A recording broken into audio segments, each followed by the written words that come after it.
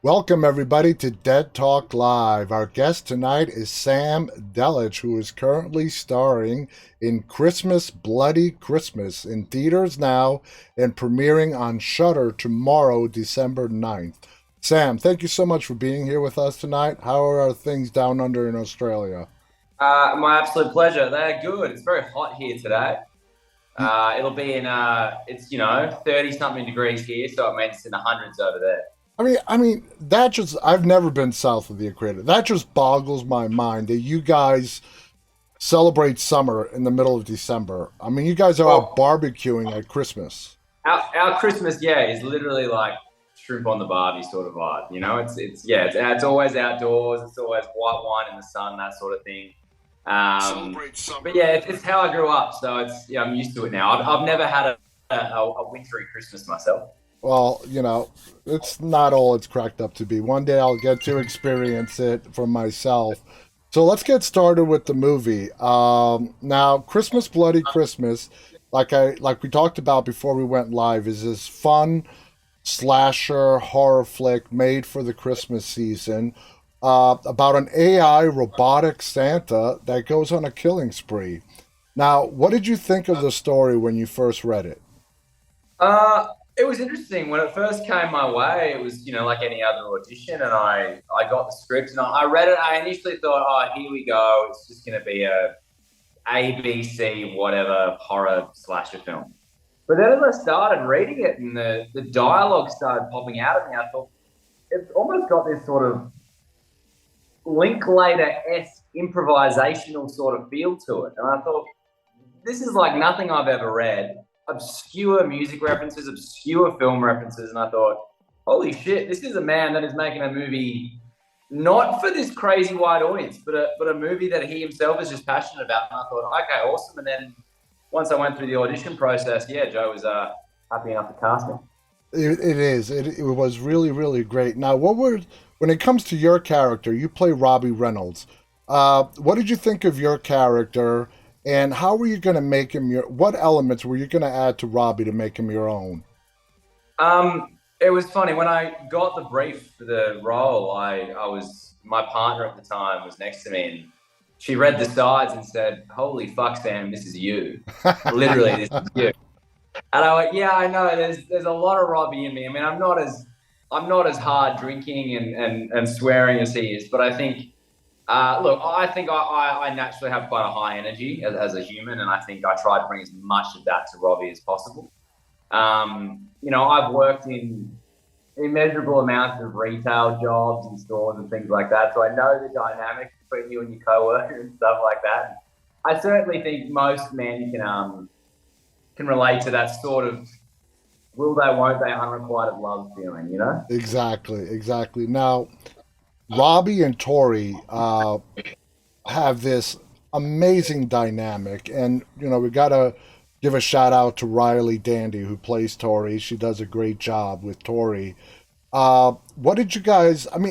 I can't really even put it into words. You guys just really had this chemistry. You bounced off each other with that banter and everything.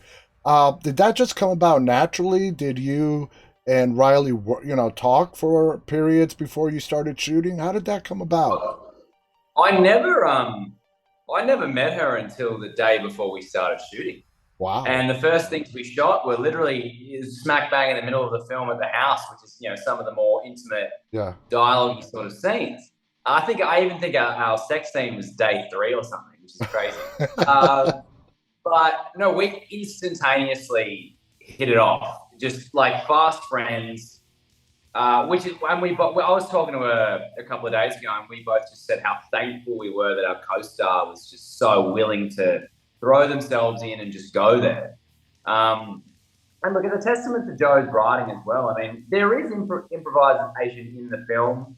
A lot of the walk and talks towards the end of those, like we're just riffing and things like that. And Joe would always let us have improvised takes. But it's a testament to his writing that it's just so naturalistic and real, and it just fit me and Riley so perfectly that yeah, it was just bouncing off each other. She'd throw an idea out, I'd roll with it, or I'd throw an idea out, she'd roll with it. And yeah, it was a really safe space for us to create and play, and Joe really trusted both of us. So the whole environment sort of added to that. Okay, so that sort of leads me to my next question. Joe Bagos, like we said, is directed, wrote the film. I was going to ask if you guys, because of the nature of the story and your characters, did you guys have to approach Joe to get a clearer understanding of what your roles were going to be? Or, like you said, was the writing just so well done that it was all right there for you? A lot of it was there for us. Like I said, when I read it, I thought, "Oh, I am Robbie." But I certainly wasn't familiar with some of the more obscure film and band references.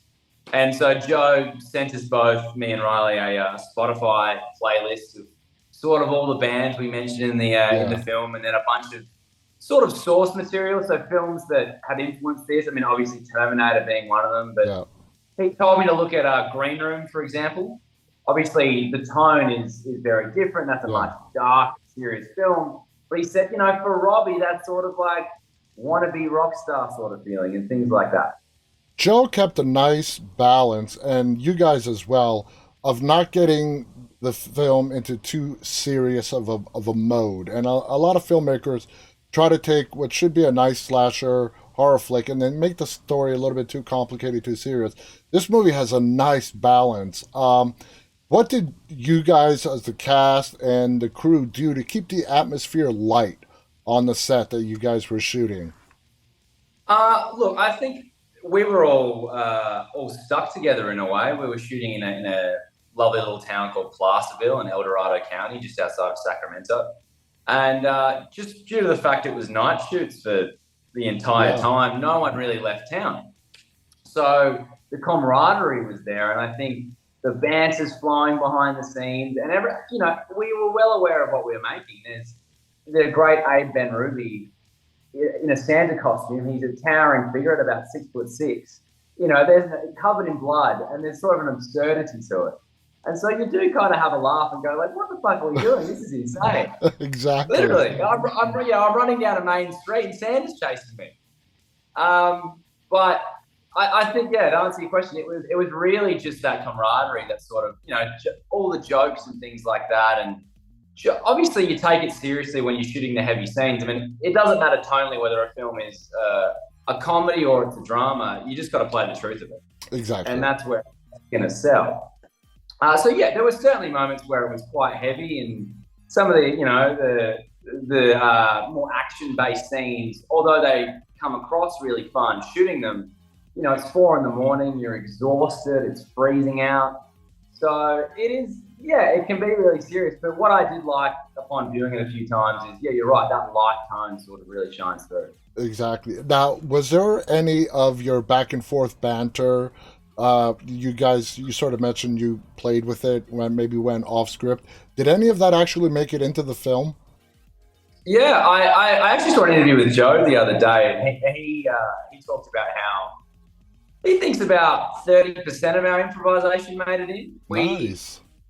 I really think, I think Joe trusted us so wholeheartedly. And once we started gauging the sort of vibe of the dialogue, and obviously you're hanging out with Joe, and I think it's safe to say that Joe, in a way, wrote himself into Tori. Mm-hmm. And so once you're hanging out with Joe and you get that rhythm, you sort of start to pick it up, and you're like, okay, cool. I'm just going to add this and add that and add this, and music in between takes was always blaring. There'd be Black Sabbath, blaring through speakers between setups. So the whole atmosphere was like, all right, fucking rock and roll, let's go. One scene that had me questioning was towards the beginning when you guys were in the bar and that the cop came in. He really did not like your character, Robbie, but we're not really told why exactly that, dislike is there. Yeah. What kind of story did you come up for that? Because the Uh, cops we later on in the movie do play a more prominent role.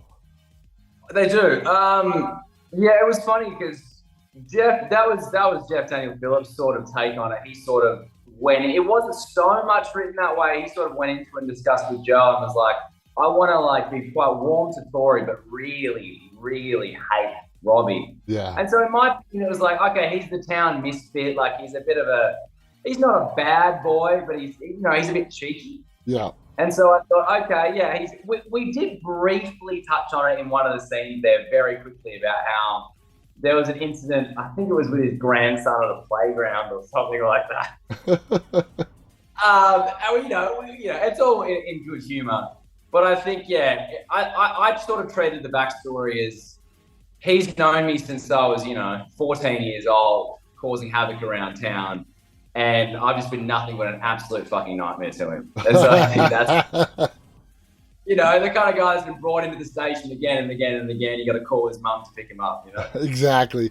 Now, Joe gives us the feel, even though the movie's set in present day, he gives us like a lot of, like the music store, for example.